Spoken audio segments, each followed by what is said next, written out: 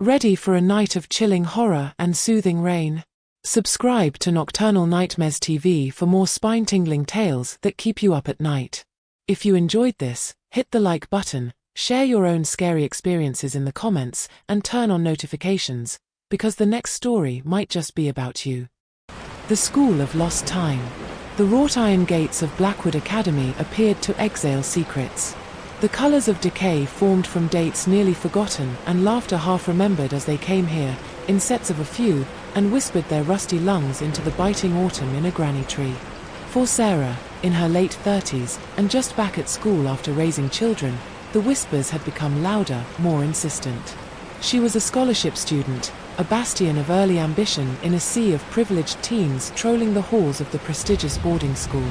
Blackwood was a place for prodigies, for the intellectually gifted, and after years at home helping young minds flourish, Sarah at last felt as if she were tending her own. But something was very wrong. It started subtly. An elusive hour here, a bygone conversation there. Sarah attributed it to the nervousness of going back to school, the overload of information, the sheer fatigue of balancing childcare and calculus.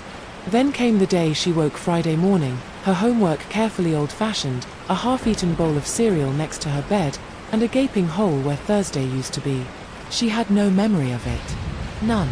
She recalled Wednesday night, studying Baudelaire for her French literature class, then, nothing until Friday's dawn. She checked her phone. No calls, no texts. Her calendar was a void. A desperate phone call to her husband confirmed he had not heard from her, either. The unease burrowed deeper. Sarah wasn't the only one. At lunch, she overheard a gaggle of girls talking about a similar phenomenon. Afternoons slipped away, evenings went missing. One precocious girl, an accomplished violinist named Clara, admitted that she suddenly found herself mysteriously fluent in a challenging piece she didn't remember practicing. "It's like the music just downloaded into my brain," Clara said, her voice shaking. Sarah walked up to them, speaking quietly. "Did you talk to anyone about this?" The girls looked at each other in alarm. "No," one finally conceded. "We're afraid. Blackwood, it defends its name. We don't want to be classified as lunatics." Sarah understood. Blackwood was ardently defensive of its image, its heritage. To imply anything supernatural, anything unfathomable, was to invite ridicule, expulsion, the demise of all their carefully hewn futures. But Sarah, with the wisdom of years and a mother's unerring instinct, couldn't let it go. She began keeping a journal, carefully recording the dates and times of the missing periods. She spoke with students, connecting dust motes of faded memories. A pattern arose. The time lost always fell during periods of intense study, often focused on subjects related to Blackwood's history. The school had been established in the late 1700s by a withdrawn mathematician, Elias Thorne, who was said to have explored the dark corners of knowledge, seeking a way to bend time to his will. Sarah found solace in the school library, a Gothic cathedral of dusty tomes and forgotten letters. She pored over biographies of Thorne, his journals, his mathematical treatises, anything that might illuminate those missing hours. She learned that Thorne has an obsession with speeding up the learning process. He had been convinced that the ultimate solution for human evolution was to restructure both your own accelerated experience and the time streams moving in a standard fashion around you, to effectively boil years of understanding down to the premeditated success of a few hours. His journals grew more esoteric, populated with blueprints of bizarre apparatuses and mentions of temporal conduits and cognitive reservoirs. One evening, tucked away off to the side, she discovered a faded blueprint sealed in the page of a first edition of Newton's Principia Mathematica. It was an intricate diagram of copper wiring and vacuum tubes and what looked like human brains, floating in fluid-filled tanks. It was labeled Thorne's chronological amplifier. She felt like a cold realization washed over her. Blackwood Academy was never merely a school, it was an experiment. Thorne's experiment. The time that was missing wasn't random, it was being siphoned and channeled into a machine that was rapidly forcing the students to learn more. But at what cost? The day after that, Clara, the violinist, collapsed in the middle of a recital, her mind wiped clean and unable to recall even the simplest aria. The school doctor diagnosed it as a stress-induced fugue state. Sarah knew better. Clara's brain was overstuffed, a cognitive sinkhole. Sarah decided she had to put a stop to this. She needed to locate Thorne's machine and turn it off. According to the blueprint, she traveled to the oldest part of the school, an old wing that had supposedly remained untouched for decades. The air thickened with the scent of dust and rot. When she walked down the dusty staircase into the creaking and creaking basement of the school, she heard a suppressed rhythmic hum, a pulse that resonated deep in its bones. She uncovered it in a hidden chamber behind a false wall, Thorne's chronological amplifier. It had been an ungodly machine comprising wires, tubes, and tanks, buzzing with evil energy. There were a number of students, their faces a shade yellow and blank, attached to the machine through a tangle of cords. Their minds were being looted, their futures stolen. Just as Sarah reached for the disconnect switch, a shadow moved. It was Mr. Hemlock, the headmaster, a man she'd always respected for his intellectual gravitas. His eyes were frigid, absent of warmth. "You made a mistake coming here, Sarah," he said, the voice a low growling menace in her ear. "It is for the greater good. If you mean the potential, the understanding we have. At the cost of their minds," Sarah replied, her voice shaking but resolute. Hemlock sprang at her, but Sarah was prepared. Years spent chasing toddlers and bargaining with teenagers had sharpened her reflexes. She narrowly avoided his strike and seized a big wrench that sat on a workbench nearby. In a last-ditch swing, she smashed at the control panel, destroying the light in the chamber. The machine hummed, wheezed, and then fell silent. The humming ceased. The students were slumped in their chairs, slowly coming to. Sarah didn't give Hemlock a chance to recover. She ushered the students out of the basement, up to fresh air, into the light. What followed was a firestorm of investigations, lawsuits, and scandals. Blackwood Academy had been closed, its secrets out. Hemlock vanished, presumed deceased. Sarah went home tired but vindicated. The missing time had not come back, but the present felt real, solid, and not nobody's business. Tucking her children into bed that night, she came to see that even time lost could be a lesson learned. A lesson in the necessity of living every moment, of keeping the defenseless safe, of never succumbing to the beasts prowling in the dark corners of abandoned places. The house that shouts at night. It had a chirp of a realtor, a woman whose smile seemed fixed on her face. Isn't it just charming? Full of character. As Helen surveyed the peeling paint and overgrown garden, charming wasn't quite the term that leaped to mind. Derelict, maybe. Haunted, even. But after searching for months, their options were running out. "It's rustic," Mark said, attempting to sound optimistic. He gripped Helen's hand, a silent pledge to put everything right. They had 2 children, Emily, 12, and Tom, 8, both brimming with an enthusiasm that Helen found exhausting. They just needed a home, and this decrepit Victorian in the sleepy town of Havenwood was all they could afford. The first week was a flurry of scrubbing, painting, and trying to tame the wilderness that had taken over the garden. The house had, in its diminished condition, a sort of solidity, a sense of having survived many storms. It was quiet, eerily so, except for the creaks and moans familiar to old houses. Then came the screaming. It began exactly at 3 a.m. A noise breaking the silence, a horrible wail of raw, naked fear. It wasn't human, not exactly.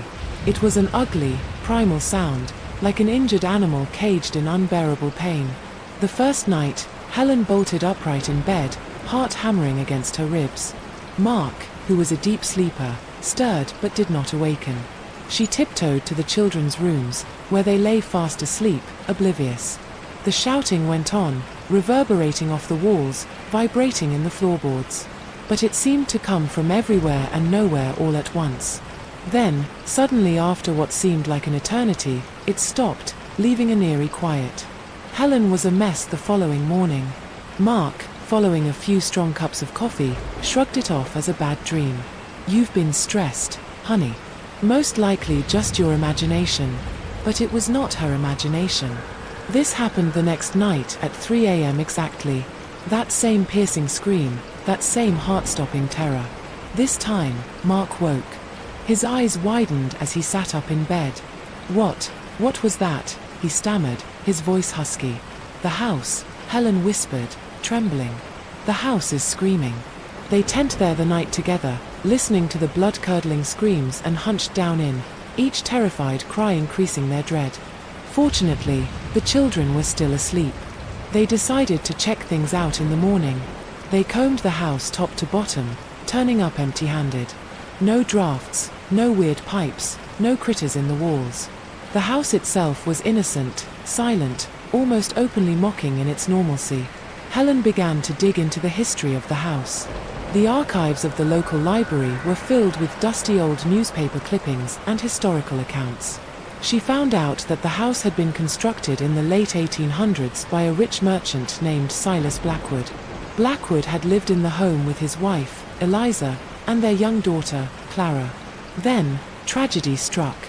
Clara disappeared. The town scoured the area for weeks, but she never turned up. Devastated with grief, Eliza Blackwood hid mad. She was later institutionalized and died several years PC. Silas Blackwood lived alone in the house, a shattered man, until his death a decade later. Helen found no reference to screams, no account of strange happenings. Just some good old-fashioned heartbreak and loss. But the screaming continued. At 3 o'clock 3 times a day, the house would let out its horrifying shriek. The children finally began to listen to it. Emily was withdrawn and became anxious. Tom woke up screaming every night. Mark, who had been dubious, was now as frightened as Helen. They tried everything. They called in a priest, who did an exorcism that appeared to have no impact. They contacted a paranormal investigator, who called the house highly active and couldn't offer any solutions. They were trapped. Not with the screaming, they weren't going to be able to sell the house. They couldn't afford to move. Their life had become a nightmare, one that reran nightly at 3 a.m. In desperation, Helen resolved to investigate further into the Blackwood family history. She walked to the local cemetery, looking for the graves of Silas, Eliza, and Clara Blackwood. She discovered Silas and Eliza, their headstones weather-worn. But Clara did not have a grave. Then she saw it, something out of the ordinary. Hidden behind the Blackwood family plot, nearly obscured by overgrown bushes, stood a small, unmarked grave. It was barely readable, the headstone long since lost. With morbid curiosity, Helen cleared the bushes and knelt next to the grave. She began to dig with her hands, the soil cold and moist. After a couple of minutes, her fingers felt something hard. She ripped it out of the ground. It was a small, wooden doll. Its paint was peeling, its limbs shattered. Even in its ramshackle state, Helen could tell that it had once been a beautiful toy. A little girl's doll. She was hit with a wave of nausea. There was a presence, something cold and sad, radiating from the doll. Then she heard a whisper, a faint, falsetto voice that sounded like it emanated from the ground. "Mommy." Helen was crying. The tears rolled down her cheeks. She understood. Clara Blackwood didn't just vanish. She had been murdered and buried in an unmarked grave behind her parents' plot. And her spirit, imprisoned and scorned, was crying for justice. At 3 in the morning that night, Helen stood in the garden clutching the doll. When the screaming started, she spoke to the house, to Clara. She told her that she knew what had happened, that she was sorry for what had been done to her. And she promised to discover the truth, to see Clara's murderer brought to justice. As she spoke, the screaming started to recede, to fade into a whimper. Then, silence. Helen began to investigate Clara Blackwood's death over the next several months. She searched old newspapers, court records, and family histories. She found out that Silas Blackwood had a younger brother who had been in serious debt, Caleb. Caleb had been spotted around the Blackwood home the day Clara went missing. Finally, she found it. A yellowed newspaper clipping from a small-town paper claimed that Caleb Blackwood had perished in a suspicious fire just weeks after Clara went missing. The fire had been deemed accidental, but Helen knew better. He had killed his brother to protect his daughter's killer. Helen enlisted the help of a local historian and convinced the officials to dig Clara's remains up. A forensic examination confirmed she had been strangled. During their desperate search, they learned that Caleb Blackwood had killed his niece for her inheritance. Clara Blackwood has finally found peace. The screaming stopped. The house became silent. Helen and Mark chose to remain in the home. A rose bush over Clara's grave as a reminder. And though the house was once a place of terror, it became a symbol of the invincible force of justice and the importance of acknowledging those long ignored. It was still rustic, still charming. But now, it was also a home. A land where the whispers of history had finally rested. And Helen, who had been changed by the experience, always knew that some houses, like some memories, never truly let you go. They just prefer to whisper, rather than scream. The forest that eats people. The first sign was so subtle, a lingering sense of dislocation that settled in the pit of Sarah's stomach. It was late afternoon, the sun already starting its slow descent behind the thick canopy of Blackwood Forest. They'd hiked for hours, a party of 5 experienced trekkers, tempted by the wherewithal of virgin land and rugged topography. Does anyone else have the feeling that we've been by this fallen log before? Liam scratched his beard. He was the map reader, usually unflappable, but a flicker of unease crossed his face. David, the self-described leader of the group, laughed. Just tired, Liam. Happens to the best of us. We're almost back to the trailhead, another hour max. Sarah wasn't so sure. She heard her instincts, refined from years of backpacking in remote places. The air was thick and heavy with an unnatural stillness. The normal cacophony of the forest, rustling leaves, chirping insects, felt muted, replaced by an unsettling silence. They continued, following Liam's lead. The trail, once so marked, now faded into obscurity, swallowed by a carpet of fallen leaves. The gnarled, old scrub trees, their twisted limbs extended like skeletal fingers, appeared to move in, their shadows deepening the gloom. "Hold on a second," Liam said in a tense voice. He studied the map and furrowed his brow. "This isn't right. The map says we're supposed to be above the creek crossing by now. There's no creek." Panic began to bubble just under the surface, a cold dread settling in their bones. They turned back, retracing the way they had come, but the landmarks they recalled, an odd rock formation, a twisted oak marked by lightning, were missing. As if the forest itself were reordering, erasing their path. "All right, everybody, let's keep it cool," David said, his voice taut but trying to exert the calm. "We just have to reset ourselves. Liam, check the GPS." Liam fumbled the device, paling. No signal. Nothing. It's like we're in a dead zone. The sun sank, casting long, obfuscated shadows that seemed to flit like phantoms. What was once a serene, verdant forest had become an ominous maze. That's when they noticed it. The trees were moving. Not in a big, earth-shattering way, but quietly, almost indiscernibly. A tree that had been to their left now stood in their path a few degrees ahead of them. Another, in the first distance, had moved close, its branches twining with its neighbors to create an unyielding wall. "Did you see that?" There was a tremor to Sarah's voice as she whispered, "The trees, they are moving around." David scoffed. "Don't be ridiculous, Sarah. It's just the light deceiving us." But even he seemed unconvinced. The others, Mark and Emily, looked at each other and a horrified silence settled upon them. They could feel it, too. The forest was alive, and it was closing in. They attempted to press on, to shove their way past the encroaching trees, but it was as though walking through treacle. The branches caught at their clothes, the roots tripped them and trees appeared to deliberately block their way. "We need to stick together," Mark said, his voice raspy.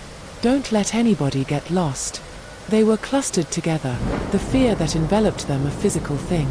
The forest appeared to draw power from their dread, the trees towering, their shadows deeper, their being more malignant. As darkness descended, the forest stirred in another way. They were strange whispers borne on the wind. In the shrubbery, unseen creatures stirred, their eyes glowing like embers in the dark. It was as if the world was turning to make way for something bigger. They started a tiny fire, the flickering flames providing at least a little comfort. Even the fire seemed to fight the creeping dark, the flames twisting and thrashing as though they were trying to get away. It began to break, one by one. The most sensitive, Emily, was the first to go. She began weeping uncontrollably, sure they would die.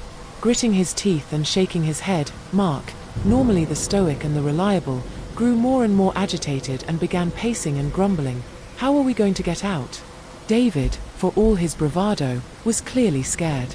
He kept saying that they would be okay, that help would arrive, but his voice was not convincing. Liam was the only one who managed to keep his cool. He squinted at the trees as if trying to read their minds. I think it wants something," he said in a voice that barely rose above a whisper. "What do you mean, want something? Who are you?"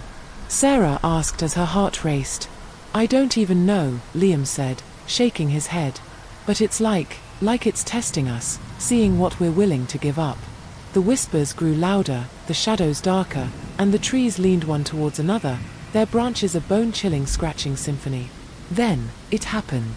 All of which led, inevitably, to Mark, who drove himself into a frenzy of terror that propelled him out to the periphery of the group. "I can't take it anymore," he shouted, as he fell into the black. They shouted after him, but his voice was soon lost in the trees. They tried to track after him, but the trees on either side worked insistently to keep them at bay, pulling them away from him. They never saw Mark again. The following morning, there were fewer. Tired, frightened, and desperate, they carried on their fight to get away. The trees kept moving, the path kept fading, and whispers kept haunting their minds. Prostrated by fear and lack of sleep, Emily stumbled and fell, twisting her ankle. Unable to move, she screamed in agony. David's face was pale and drawn, and he looked at her and then at the encircling trees. He knew what he had to do. "We can't carry her," he said, his voice level. "We have to leave her." Liam and Sarah gawked at him in horror. "No," Sarah cried. "We can't just leave her." "We have no choice," David said, his eyes hard. "It's her or us." He turned and left, gesturing to Emily lying on the ground, screaming for help. Liam paused, torn, but then trudged after David, leaving Sarah alone with Emily. Sarah didn't know how to leave her. She remained with Emily, holding her and talking to her, until the dark shifted in. They never saw David or Liam again. Years later, tales started to circulate about Blackwood Forest, about vanished hikers, about a place that appeared to devour people. Some claimed it was haunted, others said it was cursed. But those who were there knew the reality. Blackwood Forest was more than a location. It was a predator, a sentient being that thrived on terror and misery. It was a forest that devoured people, one soul at a time. And it was always hungry. The radio that predicts death. Dust motes cavorted in the one shaft of afternoon sun that lanced through the attic's murk. Arthur coughed, fanning a hand in front of his face. He hated attics. Tight, haunted by the ghosts of broken promises, and slightly suffused with the smell of mothballs and regret. He was here, though, at his wife Martha's insistence. "Find something interesting, darling," she had said, with twinkling eyes. "Something we can use." He wasn't expecting much. Just more furniture draped in cobwebs and boxes stuffed with his dead dad's stamp collection. Then he saw it. A radio was tucked under a chipped porcelain doll and a pile of yellowed newspapers. Not a sleek, modern-looking thing, but a hulking, wood-paneled monstrosity with a cloth speaker cover and a dial that glowed with a faint, ethereal green. He dragged it out, surprised by its heft. An old Philco, maybe? He did not recognize the model at all. When he swept away the thick layer of dust, something glimmered from underneath. A small, dim brass plate was mounted on the side, with a single word engraved in it, "Hark." Curious, Arthur dragged the radio downstairs and connected it to the wall socket in the living room. It buzzed into readiness with a low, throaty thrum that reverberated in the floor. He turned the dial, expecting static. What sounded was a clear voice crackling to life, confirming news that local citizen, Eleanor Ainsworth, 78, died this morning at around 10 a.m. Arthur frowned. He knew Eleanor Ainsworth. She lived 2 houses down, and just the day before she had been pruning her prize-winning roses. He had heard nothing about her being sick. Annoyed, he turned the radio off. Faulty wiring, probably. A prank. Something. The following morning, Martha called from the supermarket, her voice strained. "Arthur. Eleanor Ainsworth. She died. Heart attack." Just like that. A chill crept down his spine. Coincidence? he told himself. A morbid coincidence. He attempted to write it off, but the memory of the radio, of the disembodied voice reporting Eleanor had died before she had, would not get out of his head. That night, he tentatively returned the radio to its on position. There was the same low hum in the room, and the green dial glowed with an unhealthy intensity. This time, the voice was reporting on a traffic accident on Route 12 that had claimed the life of a young man named David Miller. Arthur did not know David Miller, but a knot of fear tightened in his stomach. He tracked local news online obsessively. 2 days later, the local newspaper trumpeted, "Tragedy on Route 12, local man dies in car accident." The victim's name was confirmed in the article, David Miller. Arthur was now genuinely terrified. This was beyond coincidence. This radio, it was talking about death. He became obsessed with listening to it, a morbid fascination setting in. With every broadcast came reports of pending catastrophe, lives lost before their time. A child drowning in the lake. A fire in a home took the lives of a family of 4. The radio was terrifyingly accurate. He mentioned it to Martha, who dismissed it as stress, assuming it was a byproduct of his long hours at his job. "You're imagining things, dear," she consoled, patting his hand. But Arthur knew there was nothing imaginary about it. The radio was real and its pronouncements a curse. He thought about destroying it, but the thought stopped him. What if he could use it? Could he stop these tragedies from happening? He started small. Over the radio, they announced a heist at the local bank. Arthur phoned in an anonymous tip to the police. The robbery was thwarted. He felt drunk on power, perverse mastery. But he was being crushed by the weight of that knowledge. Each broadcast added to the despair, the premonitions of horror. He was in a living nightmare, stuck between the present and the future of death. And then one night, the radio crackled to life with a familiar voice. He steeled himself for the next surge of terror. Details are still coming in, but initial reports indicate a structure fire at 14 Oak Street. 1 fatality was reported. The victim is believed to be Martha Peterson. Arthur froze, his blood congealing. Martha. Their address. His Martha. He didn't hesitate. Frantically desperate, he tore the radio out of the wall, bringing it with him as he ran. After the 911 dispatcher hung up, he snatched his keys, bolted from the house, and sped down the driveway, screeching his tires. When he got home, it was a scene of chaos. Fire trucks glowed, sirens shrieked, and smoke poured from the windows of their home. He barged through the firefighters, yelling for Martha.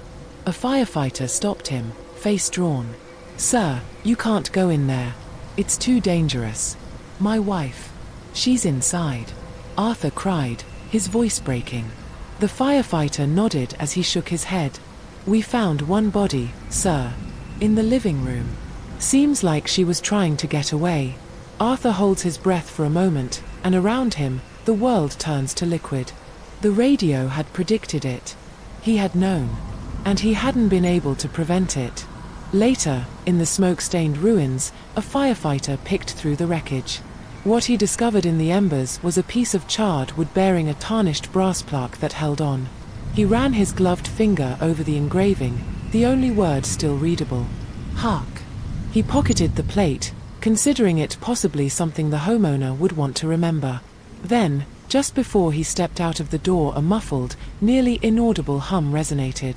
He dismissed it as the wind, although he did not know that an ancient, malevolent force had just been released once more, seeking a new voice to carry its chilling proclamations of death. The man in the vents. The insistently repetitive clang, clang, clang began softly. A whisper at the edge of her hearing, a low hum that she almost dismissed as the ancient pipes of the building complained.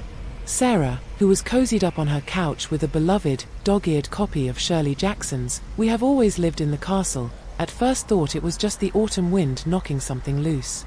But the clang continued, bolder and stronger, turning into a distinctive thunk, thunk, thunk, that echoed from the air vents in her living room. Sarah lived in a pre-war building on Manhattan's Upper West Side. The sort of place with thick walls, creaky floors, and a history that seeped from the plaster-like dampness. She had just moved in 6 months ago, enchanted by the high ceilings and the sated promise of quiet sophistication. That sophistication now felt like a smothering burden. The noise, always at night, always after 11, became a fixation. She tried everything. Earplugs, white noise machines, sleeping pills even. Nothing worked. The thunk, thunk, thunk, drilled into her skull, a relentless metronome counting down to madness. She complained to the landlord, Mr. Henderson, a man with a face like a crumpled brown paper bag. He shrugged, mumbled something about old buildings, and vowed to look into it. Of course, he never did. In desperation, Sarah looked online for help. I spent hours searching online forums devoted to rickety apartments and unusual sounds. The responses ranged from ghosts to rats to the even more terrifying prospect of humans, unwanted ones. The prospect of someone living in the walls sent a frisson of horror down her spine unrelated to autumn. She noticed one unsettling thread buried inside a forum devoted to urban legends. It referred to the man in the vents, an old whispered legend shared in older apartment buildings. The narrative suggested that he was either a forgotten maintenance worker, a squatter, or something much worse. A creature that had evolved to the darkness and isolation of the ventilation system, feeding on the sounds of the living. Sarah scoffed. It was absurd, utter internet clickbait. But the germ of fear had been sown. The clang now sounded different, less mechanistic, more purposeful. It felt like a warning. The following day, a rush of fear coupled with morbid curiosity compelled Sarah to purchase an endoscope camera, a long, flexible tube with a small camera attached to its end used to inspect plumbing or car repairs. The sales clerk at the hardware store gave her a funny look, but she brushed it off. That evening she waited, a ball of worry balling in her gut. The thunk, thunk, thunk began right on time at 11:17 p.m. Sarah seized the endoscope, her hands shaking. She pried the vent cover off in the living room, the metal cold on her skin. The exhalation that came out was stale and dusty, delivering an odd, barely recognizable smell. She activated the camera, its tiny LED lighting the darkness outside. The image on the laptop screen was grainy and fuzzy, but she could see the metal ductwork, the buildup of years' worth of dust and debris. She steered the camera deeper, her breath frozen in her chest. What she spotted was spiderwebs, loose insulation and something else. A glint. Her heart raced against her ribs. Her fingers trembled with fear as she drove the camera closer. The gleam became identified as a pair of eyes. Not the beady eyes of a rat, or the dead, dulled eyes of a spider. These were human eyes. Gaping, unblinking, and suffused with a peculiar kind of emptiness. They gazed straight into the camera, as though into her eyes. Sarah gasped, pulling back from the laptop.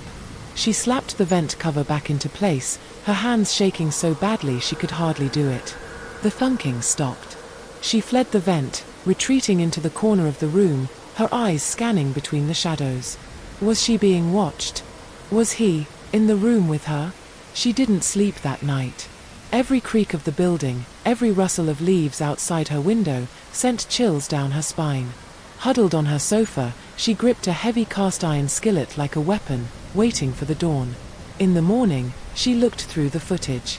That vacant, all-consuming eyes burned into her memory. She stopped the video, magnifying the face around them. It had been gaunt and pale, shadowed and unrecognizable. But she could see enough to realize that it was human. Or at least, had been human. She went to the police. She showed them the footage. They were polite but skeptical. They implied she might be imagining things, that the darkness and the stress were playing tricks on her mind. "We'll look into it, Miss Davies," one said, using a condescending tone. "But you're probably making it up." Sarah knew that they would not find anything. The man in the vents knew how to lie low. It was only that night that she didn't hear the thunking. Instead, she heard something different. A soft scratching. From within her bedroom wall. Her blood ran cold, and she froze. The scratching policy persisted, louder, more insistent. It sounded like fingernails on a metal chalkboard. She was inching toward the wall, holding out her hand and shaking. The scratching stopped. A beat of silence. Then, a whisper. so faint she could hardly hear it. Sarah. She recoiled, her breath snagging in her throat. It was the name that came from inside the wall, on the other side of the plaster. She ran out of the apartment with her keys and purse and down the stairs, her heart racing in her ears. She didn't slow down until it did open up to the street, gasping for breath, her lungs on fire. She had spent the night in a cheap hotel, lying in bed staring at the ceiling, unable to sleep. The creak of the building, the cough of someone in the room next door sent her falling back again into the image of those eyes in the vent. She went back to her apartment in the morning, resolved to pack her bags and leave. She couldn't remain, not after what she'd heard. She noticed something on unlocking the door. It was different. There was a faint metallic smell in the air, sharper than it had been.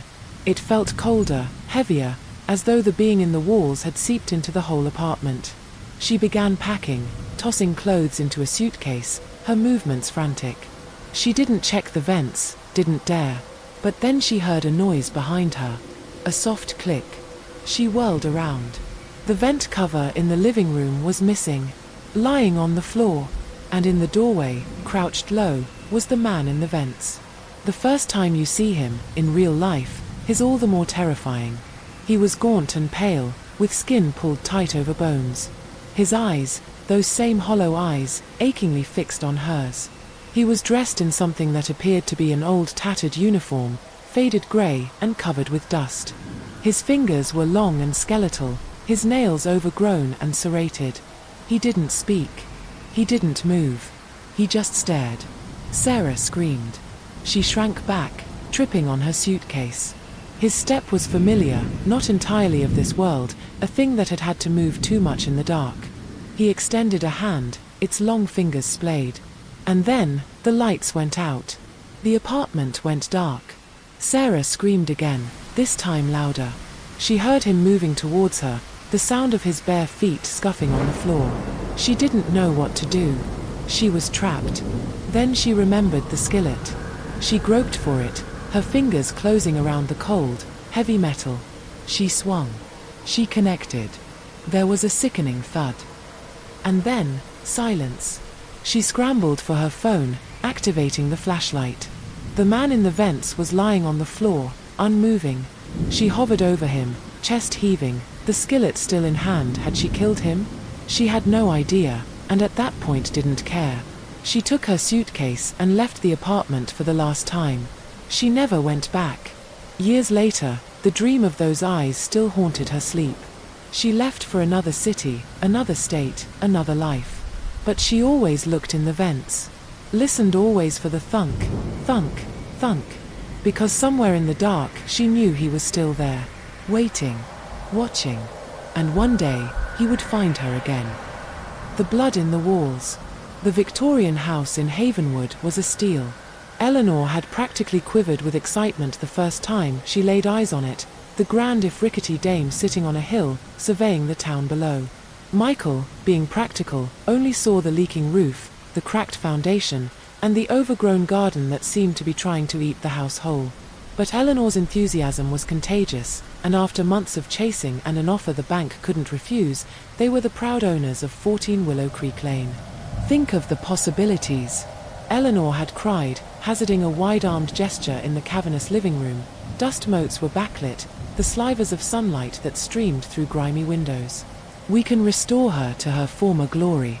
Michael had just sighed, already picturing all the weekends he would be wrangling with plumbing and plaster.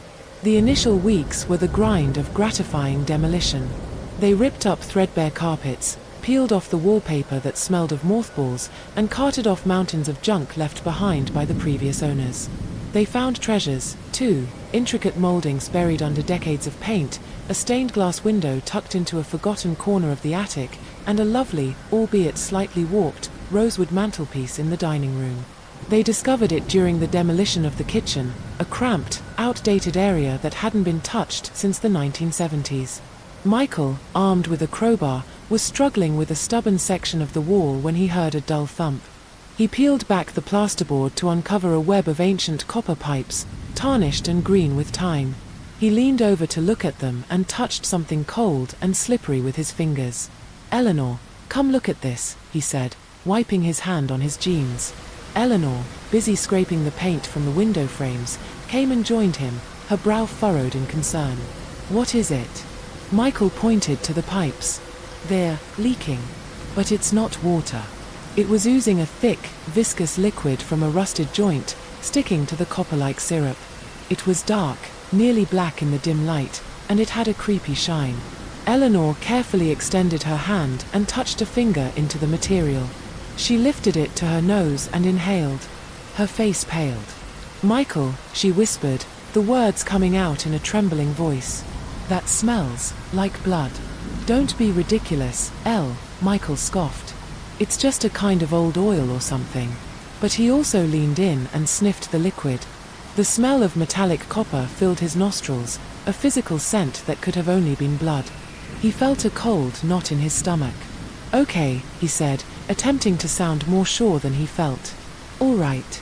Let's just call a plumber. They'll know what it is."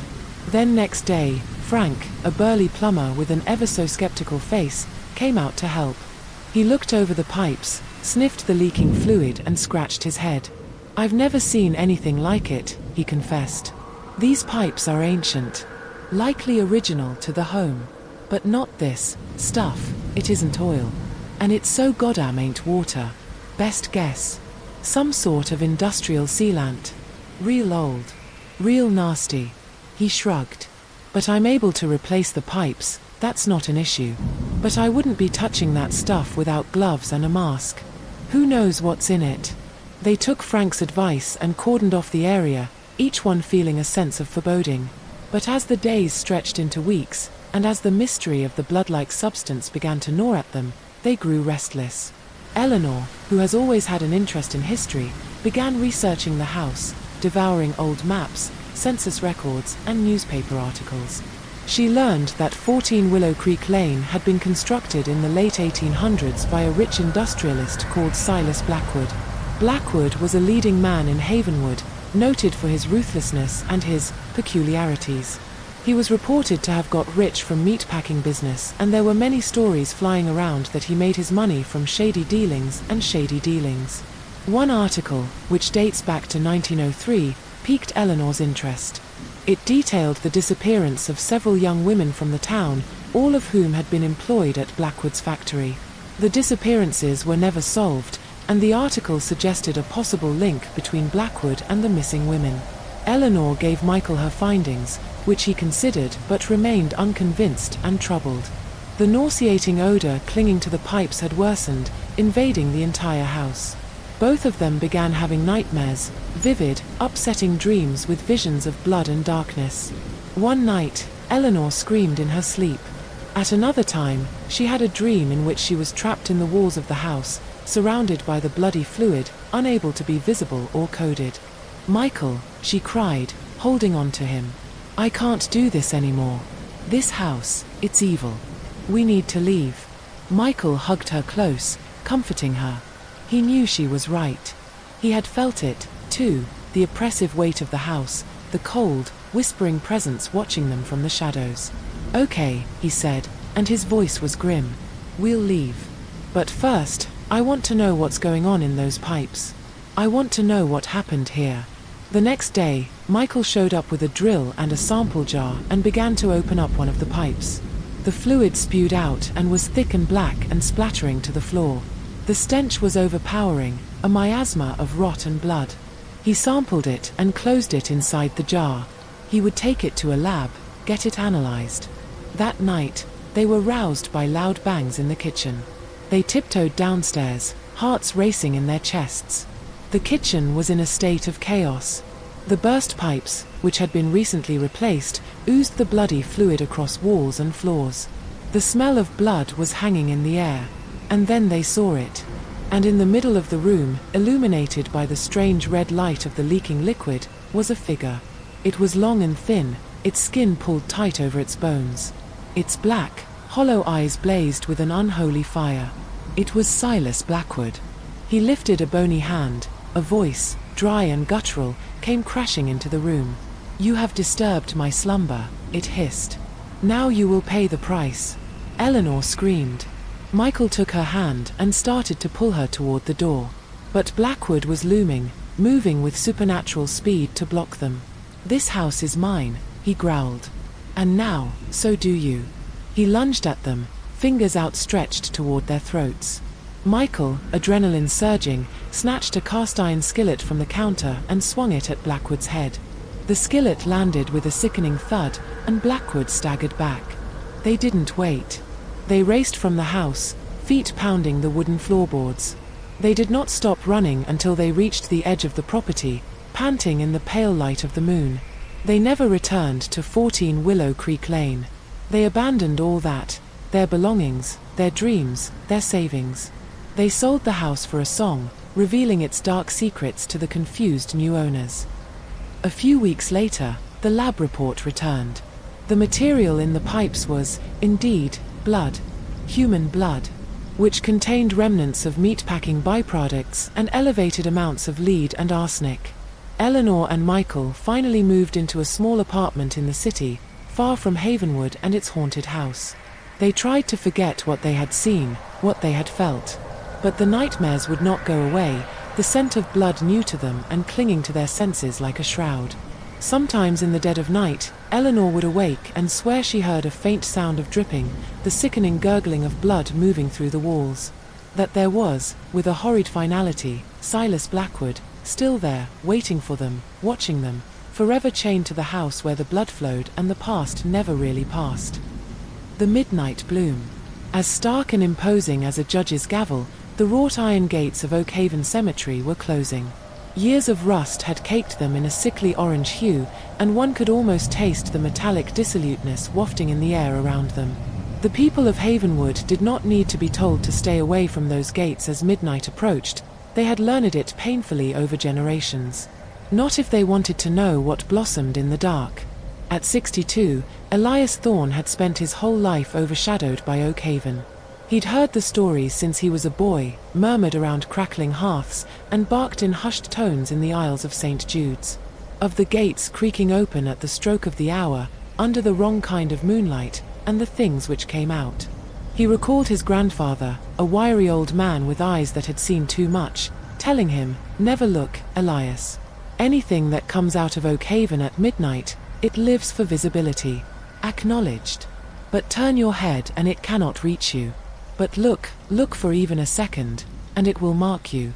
Like most children, Elias had assumed it was an old wives' tale, a macabre game to scare the kids. But he noticed that as he got older, the town never deviated from the unspoken rule. Doors locked before midnight, windows shut as tight as possible, and the streets of Havenwood preparing to fall silent. Even the stray dogs appeared to have disappeared. But now, with a widow and lost children scattered across the winds, Elias felt drawn in a little deeper by the strange tug of Oak Haven. He was alone, the hush of his home magnifying the reverberations of his empty affection. He convinced himself that all the stories were just that, stories, after all these years. Fear compounded upon fear, the darkness magnifying it. And Elias, no longer willing to be scared, was going to show him. He told no one his plan.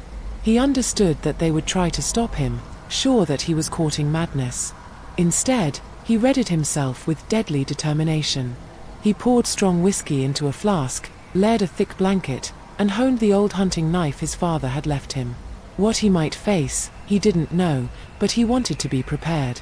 As the sun sank and day croaked into twilight, bathing the sky in mottled hues of bruised purple and fading orange, Elias trudged home to the outskirts of Havenwood. They breathed in the scent of damp earth and rotting leaves. He could already feel the oppressive weight of the Oak Haven influence, a tangible malignancy that clung to the very stones. He reached the cemetery gates just before 11. He parked his truck far away, lights glowing, the great beams like long, restless shadows moving and twisting. He remained in the cab, the engine running, and watched the gates. They were motionless, mute, and deceptively mundane. He cut the engine, the sudden silence making the chirping of crickets and distant hooting of an owl seem loud. He knocked back a swig of whiskey, the burning liquid hardly doing anything to stem the inexplicable and growing pangs of discomfort in his stomach. As midnight neared, the air around the gates started to shimmer. A whispery distortion, as if from the heat radiating off asphalt on a summer day. The shadows coiled and lurched into alien shapes. Elias's heart pounded against his ribs in a frantic drumbeat in the stillness. Each peal of the town clock rang through the valley like a hammer smack against iron over a furnace. 11:59. 11:50. And then, it happened. The gates swung inward with a groan that sounded like it came from the earth itself. One by one, slowly, relentlessly, they opened with a creak, bringing with them the more of inky blackness inside Oakhaven Cemetery.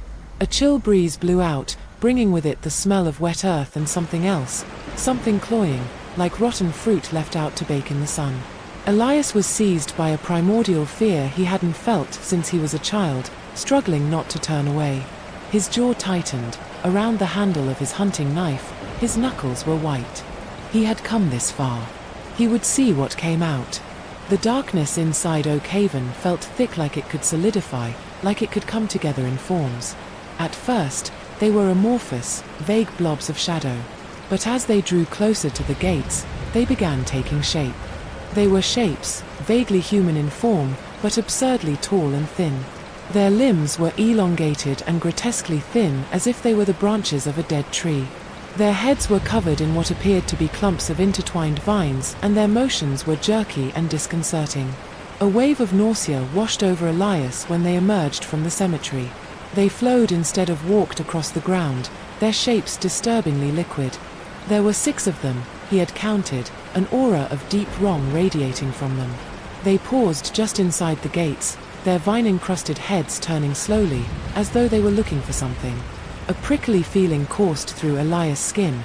He was being watched and studied. He knew he should turn away, heed the warnings that had been drilled into his head from birth. But he stood frozen, his eyes riveted to the grotesque figures. Then one of them faced him directly. Though its face was obscured by the seething tendrils, Elias could feel the creature's gaze, a glacial, intrusive dart of attention that broke through the layers of flesh and pelt and muscle and cloth and burrowed directly into his essence. He abruptly inhaled, a broken sound lost in the night. The figure cocked its head slightly as if considering him as he was. And then it lifted a hand, a long, bony hand that tipped in viciously sharp claws, and pointed. Elias experienced a pain in his chest that was more scorching than he could ever have imagined, a burning that engulfed his body, coursing through him, and he realized he was doing his best to escape. He staggered backward to clutch the front of his shirt, and his breath caught in his throat. He could feel something else growing inside him, something foreign and cruel. At long last, he was able to wrench his eyes away from the being. He put his truck in gear and roared away from Oakhaven Cemetery, the image of the pointed claw seared into his mind. He drove through the night and didn't stop until the first rays of the sun were streaking the sky, the first light of a new day. He was in some small town he had never heard of, hours apart from Havenwood. He had booked himself into a motel, shivering from exhaustion and fear.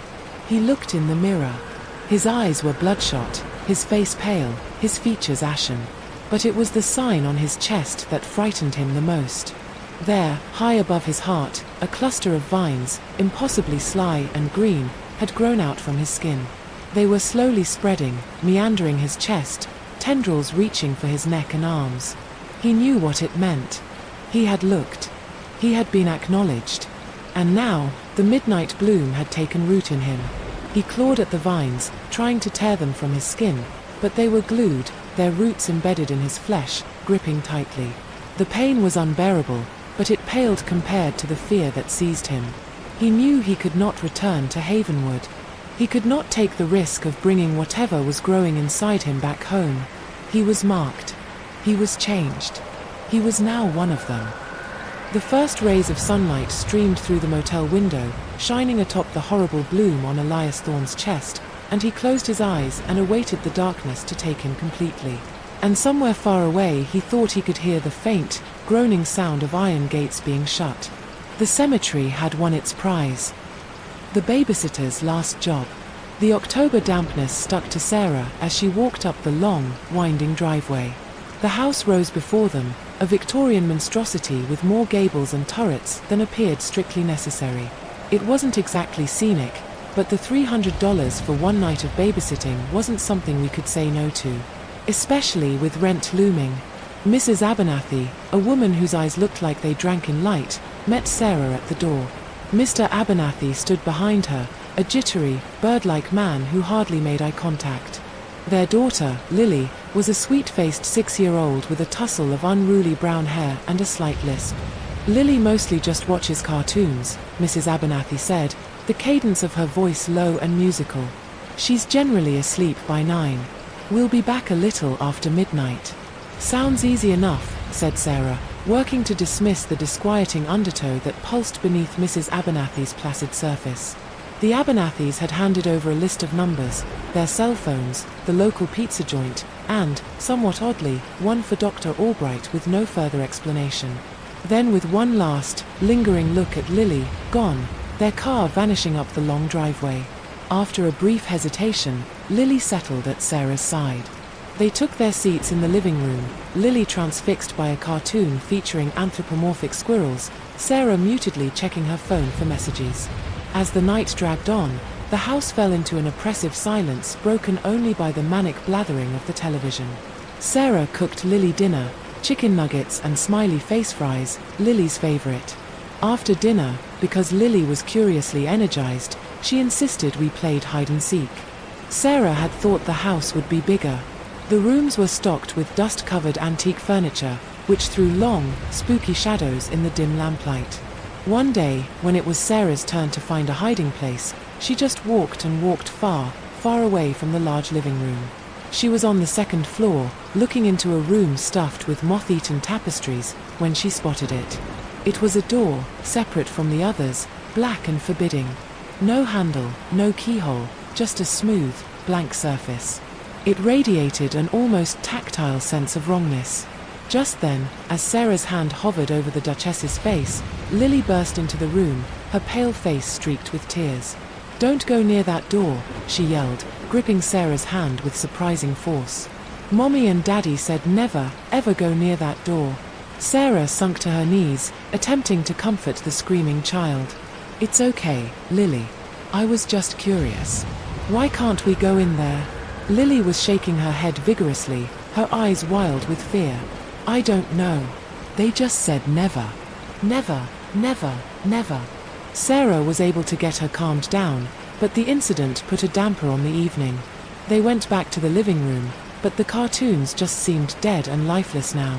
The black door loomed in Sarah's mind, a silent, pressing question mark. As the hours dragged on, boredom and curiosity began to claw at Sarah. The silence within the house became thicker, denser, and more oppressive. She'd find herself drawn back upstairs, telling herself she was only checking in with Lily, who had curled up and fallen asleep in her bed. The ominous black door remained, exuding the same haunting feel. "It's just a door," she told herself. "A locked door. What can be so horrible behind it? Most likely just a storage room with a bunch of junk." But something else, something primal and deeply disturbing, told her otherwise. The house was holding its breath, too, waiting. Sarah hesitated, then, ignoring the voice of reason that was screaming in her head, she placed her hand against the door. It was cold, smooth, and oddly enough, vibrating. There was a faint shiver, almost too slight to notice, in the wood. Curiosity like that drove Sarah to search for a means of opening it. She searched in the surrounding rooms, picking through drawer after drawer, cabinet after cabinet, searching for a key, a hairpin, anything.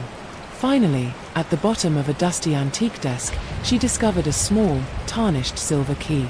It was cold and heavy in her hand. She knew she shouldn't do it. She recalled the terror of Lily, the warning of Mrs. Abernathy, but the temptation of the unknown proved irresistible. She inserted the key along a keyhole that the one with trembling hands had imagined there. It slid in smoothly, with a soft, almost disconcerting click. Sarah inhaled and bore down. The door creaked open, and they were not greeted with a room but rather a slim coil of stairs spiraling downward into darkness. The stench of an unfamiliar, vaguely sweet consequence of a faulty tenant wafted at Sarah in a rush of cold, fetid air. She paused at the threshold, the dark inviting. She shouldn't go down there. It was wrong. Terribly wrong. But the compulsion, the desire to know, was overwhelming. She grabbed her phone, turned on the flashlight and began to make her way down the stairs. The air turned colder, the scent more pungent, a nauseating combination of mildew and decay and something metallic. It led to a small, stone cellar. The air was thick and heavy, close enough to fill. Sarah's flashlight beam flickered over the damp walls and revealed rough, crude symbols carved into the stone. They appeared ancient and somewhat creepy. Then she saw it. In the middle of the cellar, lit only by the dim rays of her flashlight, stood a cage. A large, iron cage. And inside, Sarah coughed, her blood freezing in her veins.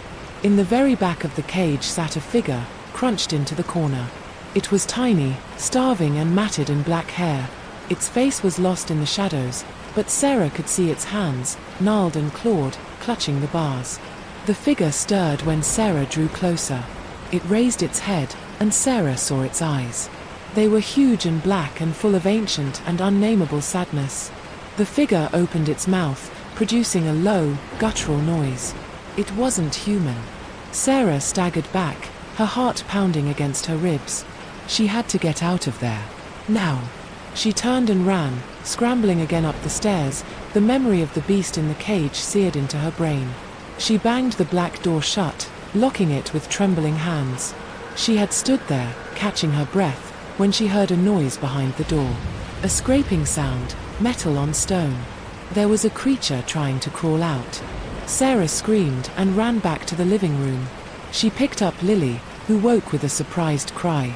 "We have to go," Sarah yelled and dragged her to the front door. As they approached the door swung open and they saw the Abernethys. They were pale-faced, their eyes bulged with fear. "You opened the door," Mrs. Abernethy whispered, her voice shivering. "You were never meant to open the door." Before Sarah could answer, a blood-curdling scream rang through the house. The creature had broken free. The Abernethys all turned together and ran back inside, slamming the door in Sarah and Lily's faces. Paralyzed with fear, Sarah stood there a moment, the shriek still echoing in her ears. And she took Lily's hand and ran. She ran as fast as she could, down the long driveway, away from the house, away from the creature, away from the Abernethys. She didn't stop until she reached the main road, miles away. She called 911, but when the police investigated, they found no trace. The place was empty, derelict. The Abernethys were gone. The black door was just an everyday, no-features door. But Sarah knew what she'd seen. She knew what lay beyond that door. And she knew she would never, ever babysit again. Years later, Sarah had nightmares about the house, the black door, and the creature in the cage. She would awaken in a freezing sweat, mildew, and rot lodged in her sinuses. And sometimes, late at night, she would hear a muted scraping noise outside her window, metal against stone. And she would know it was still out there, waiting. The faces in the lake. Okosho, forces pull and push you, dear one, come and go, enter my door, slither away. Crickets formed a sycophantish orchestra around me, and every once in a while, the hoot of an owl nearby broke in like a creaky old crank, something that usually brought me a peaceful feeling that the wilderness was alive and in harmony, but tonight seemed tainted with something sinister. We three, lifelong friends, crowded closer together around the dying embers of our campfire, a weak flickering light struggling against the all-encompassing darkness surrounding us in the forest inland from the remote coast where my childhood had been spent. There was Mark, the pragmatic physician, often ready with a rationalis explanation. The writer, Sarah, looking for inspiration in the solitude of the woods. David, the gregarious lawyer, the life of every party, with a joke in his pocket. And then there was me, Emily, the quiet observer, the historian of our little clan, recording the banalities and events of our lives as one. We visited Lake Serenity for 2 decades, a rebellious tradition born out of youthful defiance to stuffy city life.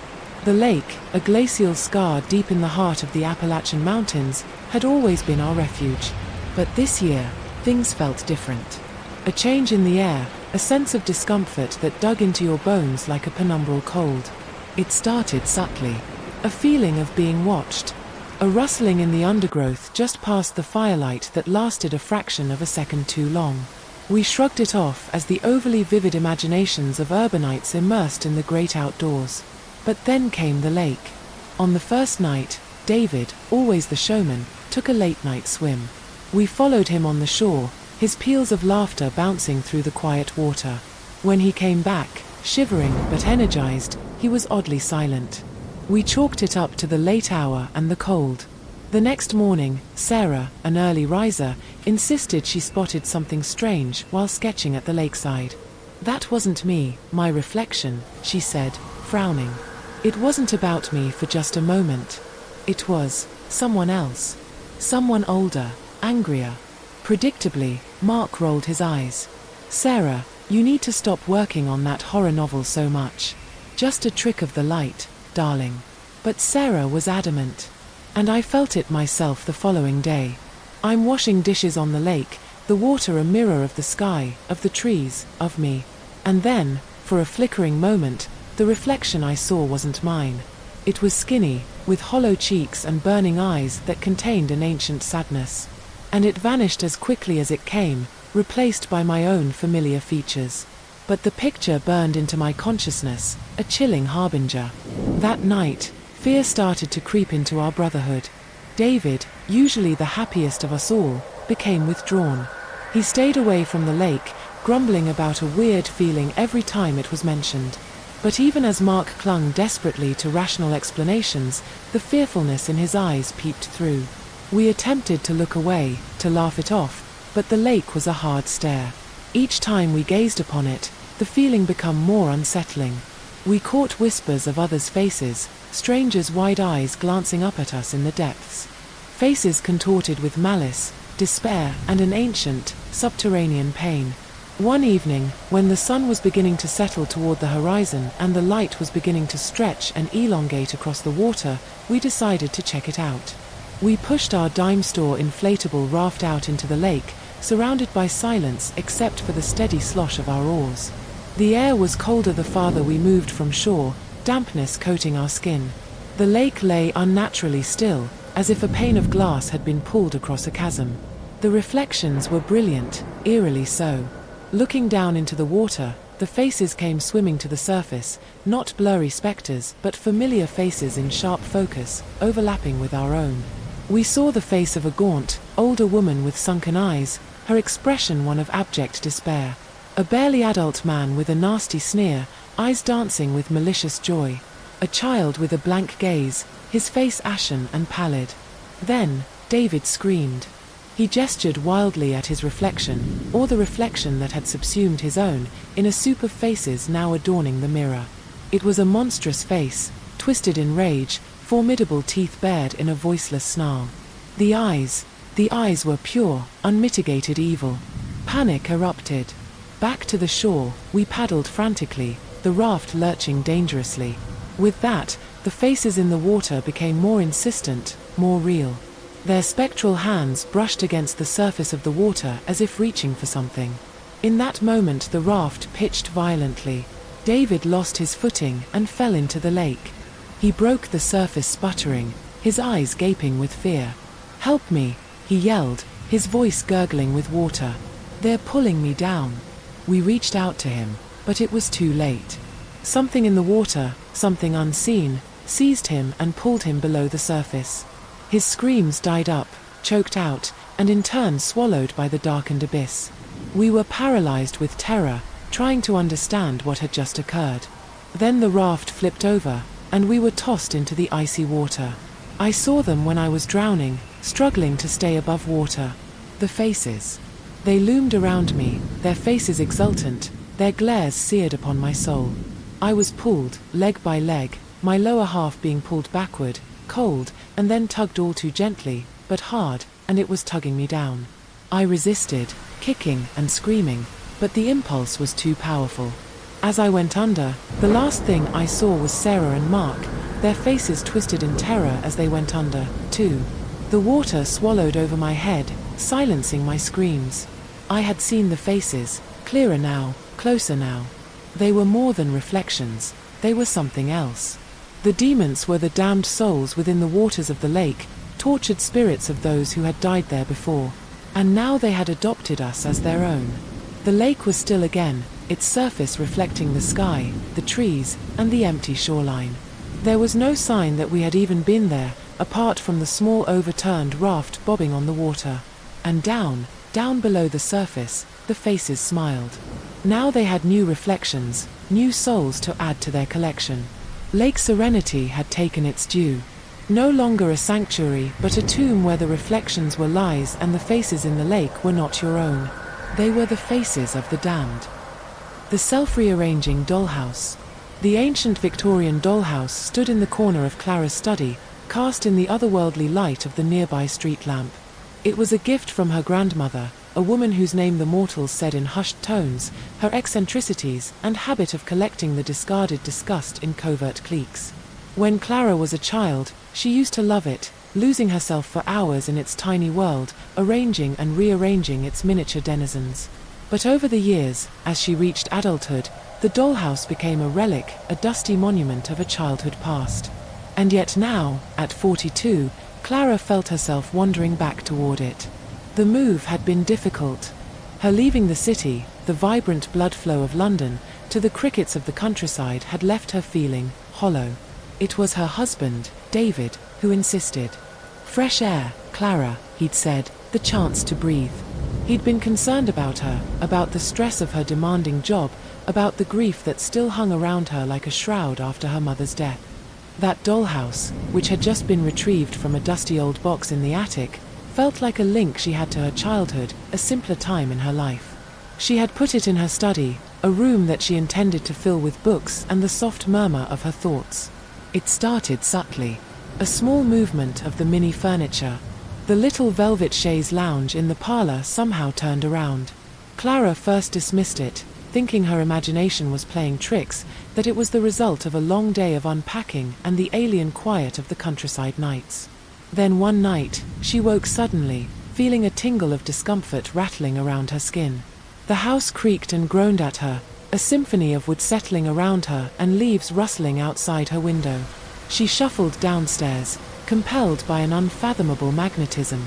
The study was also drenched in the same pale light. The dollhouse stood quiet, a tiny replica of domesticity. But something was wrong. Terribly wrong. The wallpaper in the dollhouse bedroom, previously a delicately patterned floral, now hung grey and oppressive. A gasp escaped Clara and a cold knot twisted in her stomach. That morning she and David had fought about repainting their bedroom. He wanted to preserve the soft blue tones she had picked out years before. She believed the space needed a refresh, a new horizon, a sleek, contemporary grey. She tried to rationalize it. Coincidence. A trick of the light. Yet this sense of dread persisted, growing tighter and tighter by the day. The next week, the dollhouse kitchen got another upgrade. The tiny, happy yellow cabinets were swapped out for a dark, nearly black wood. The whimsical checkered floor turned into a barren, hard slate. Only a few months later, Clara came home one morning to find her kitchen had been overhauled. Cabinets that had been bright yellow were now somber, even black, without her consulting on the remodel. He'd hired contractors while she was at work, a fait accompli intended to shock her, but to her, it only filled her with a numbing foreboding. "What do you think?" he asked, beaming with pride. The blood drained from Clara's face as she forced a smile. "It's different." Sleep became a battlefield. Each night, she was racked with nightmares, haunted by miniature furniture and the dawning realization that the dollhouse was somehow alive. She started checking on it obsessively, and each time she saw it, her fear multiplied. But she found the small dining room table in the dollhouse overturned one night, the tiny porcelain dishes shattered on the ground. The female doll in the master bedroom of the dollhouse lay face down on the bed, one arm outstretched as if reaching for something. The following morning, she and David fought the worst fight of their marriage. It began with something recent and small, toast burnt in the toaster oven, and quickly cascaded down to a flood of long-held frustrations and resentments. They argued until their voices were hoarse, their words sharp as glass. She left the house in a huff, tears streaming down her face, feeling completely isolated and completely terrified. The dollhouse was no longer a curiosity, it was a precursor to destruction. Clara forced herself not to notice, to tell herself she was going crazy. She attempted to toss it, but the thought of potential consequences always froze her on her heels. The recipe is, then, The day she discovered the miniature study in the dollhouse was utterly empty. The little desk, the bookshelves crammed with tiny volumes, the plush armchair, all gone. Vanished without a trace. That afternoon, David wrote that he had a new job. In another city. He was leaving. "I can't do this anymore, Clara," he said, his tone flat, without feeling. "This house, this life, it's not working. I need to find myself." Each word hammered in Clara's ears, each syllable a blow. And the study was empty because his presence was about to empty it. He was leaving her. Clara sat in the study that night, the stillness shattered by the pounding of her heart. All she could do was stare at the dollhouse, the evil it radiated filling the room. She had to stop it. She had to break the cycle. Primal fear surged through her, and she snatched up the dollhouse and ran outside, into the darkness of the garden. She brought it to the far end, to a patch of ground that was softened already by the recent rains. Her hands shook as she started digging. She dug until her hands were raw and bloody, until the sweat burned her eyes. She dug and dug until she could dig no more. She then gently lowered the dollhouse into the hole and started to pile earth over it. With the last clod of dirt in place, a chilling wind came through the garden. Clara shivered, overcome with a great sense of loss. But under the fear, a flash of hope sparkled. She re-entered the house, tired yet determined. She climbed back to her bedroom and surveyed the room to see how the dollhouse would change, now. But nothing happened. It was still a quiet blue in the room, like they'd left it. Days turned into weeks. David moved out. The house was large and echoed as Clara stared alone. But something had changed. The stifling weight had been lifted. The dread had receded. She was devastated and still grieving, but she was also free. She began painting the bedroom. No grey, but a gentle, hopeful lavender. She started to populate the vacant study with new books, new furniture, new memories. She was cleaning out her attic one afternoon and found a small box, long forgotten. Inside, she found a letter from her grandmother, written years before she had gifted the dollhouse. "My dearest Clara," it read. "This is a dollhouse that has been passed down through generations in our family. It is said to have a special link to the house it reflects. Be careful, my dear. Sometimes the things we think are endearing are warnings." There was a chill in the letter and Clara shivered. So, it was real. Those changes, those premonitions, they were all real. And then her gaze landed on something else in the box. A tiny, intricately carved wooden statue, a miniature woman with long hair and a knowing smile. A little key lay in her hand. Clara picked it up, her heart beating in her chest. Where did this key belong? Somehow, she just knew, instinctively. She returned to the garden, returned to the place where she had buried the dollhouse. She dropped to her knees and started digging again. The dirt was moist, clinging, heavy, but she had pressed on, redirecting herself with a kind of wild need, to know, to understand. At last, she felt something solid under her fingers. She excavated the dollhouse from its earthen tomb, its windows dark and dead. Her hands shook as she wiped away the dirt. And then she saw it. They held up a tiny, barely visible lock on the back of the dollhouse. Shaking, she pushed the key into the lock. It clicked. A corner of the dollhouse wall slid apart to reveal a secret drawer carved into the furniture. Inside, cradled on a bed of faded velvet, was a single, perfectly preserved rose. Clara picked it up, the soft petals crumbling in her fingers. Memories washed over her, her grandmother's kind smile, her mother's hug, the laughter she had shared with David in the early years of their marriage.